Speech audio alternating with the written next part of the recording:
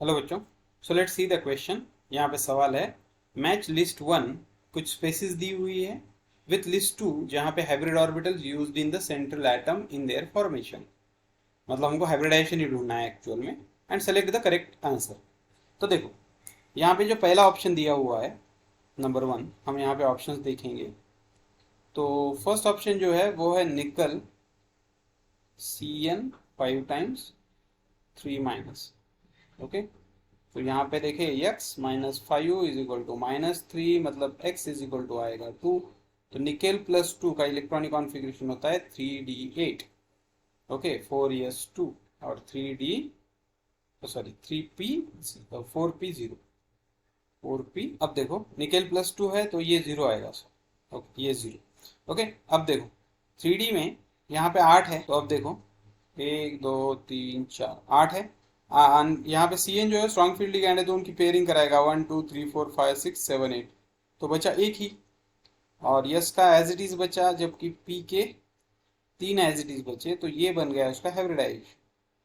तो देखो यहाँ पे तो यस है, यहाँ पे P3 है, लेकिन उसके पहले ये जो ऑर्बिटल आया ये होता है dx² - y²। ओके, तो मतलब ये है dx² - y² sp3। तो ये नंबर वन का ऑप्शन है नंबर 4। तो देखो ए का ऑप्शन 4 कहाँ पे है, यहाँ पे एक है, यहाँ पे, मतलब सी और डी में से एक ऑप्शन हमारा आएगा।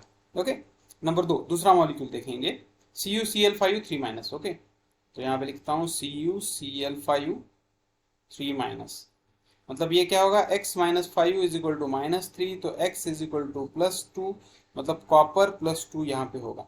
कॉपर का इलेक्ट्रॉनिक कॉन्फ़िगरेशन क्या होता है, 3d9 4s1, 3d10 4s1, लेकिन यहाँ पे वो होगा 3d9 4s0 और 4p0। ओके, अब Cl वीक फील्ड लिगैंड है, लेकिन कुछ फायदा भी नहीं है यहाँ पे कुछ भी लिगैंड हो।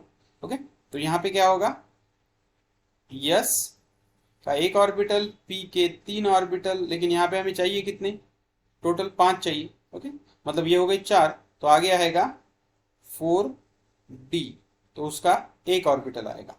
ओके, तो sp3 और ये d का एक ऑर्बिटल, तो देखो sp3 और d का एक ऑर्बिटल आएगा ये वाला, दैट इज dz²। ओके, मतलब 2 नंबर का ऑप्शन जो है उसका आंसर आएगा, या उसका मैच जो होगा वो होगा ये थर्ड वन।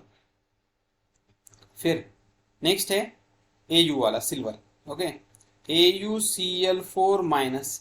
अब देखो यहाँ पे x-4 इज इक्वल टू -1, तो x आ गया +3, मतलब यहाँ पे AU जो है +3 फॉर्म में है।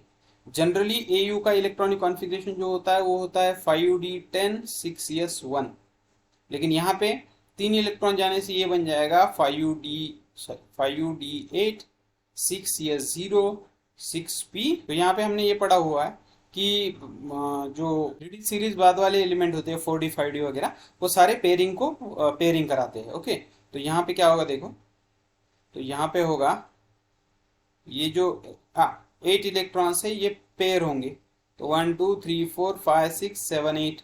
ओके, 6s में एक बचेगा और p में 3 है, तो ये बचेंगे, तो फिर ये बन गया इस तरह से। हाइब्रिडाइजेशन क्या होगा, DsP2।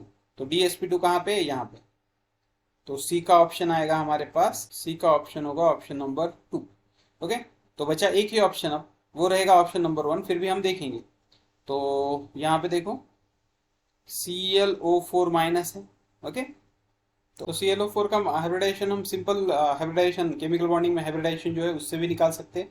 जैसा centre Z is equal to half of central atom के हाइब्रिड वैलेंस इलेक्ट्रॉन्स जो है 7 प्लस माइनस चार्ज 1, तो ये आ गया 4, तो मतलब इसका हाइब्रिडाइजेशन होगा sp3। तो ये आ गया हाइब्रिडाइजेशन, इसका आ गया sp3, मतलब करेक्ट ऑप्शन होगा option number this one, 4, A का 4, B का 3, C का 2 और D का 1। So hope you understood detail. Best of luck.